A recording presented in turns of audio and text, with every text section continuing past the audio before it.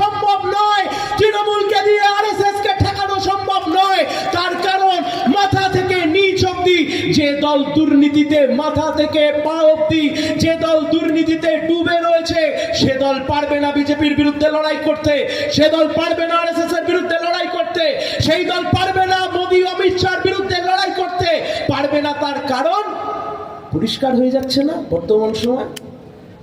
এই যে বিধানসভা চলছে, এমনিতে তো বিধানসভায় একটা সময় এমএলএরা যেত, এখন এমএলএরা কেউ থালা বাসন কোসন নিয়ে গিয়ে কেউ বাজাচ্ছে, কেউ গাইছে, কেউ চেল্লাচ্ছে।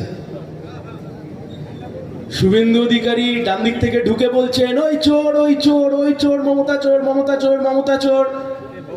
ওদিক থেকে মমতা ব্যানার্জির লোকজনেরাও আঙুল তুলে বলছেন শুভেন্দু চোর, শুভেন্দু চোর, শুভেন্দু চোর, শিশির বাবুর বেটা চোর, শিশির বাবুর বেটা চোর।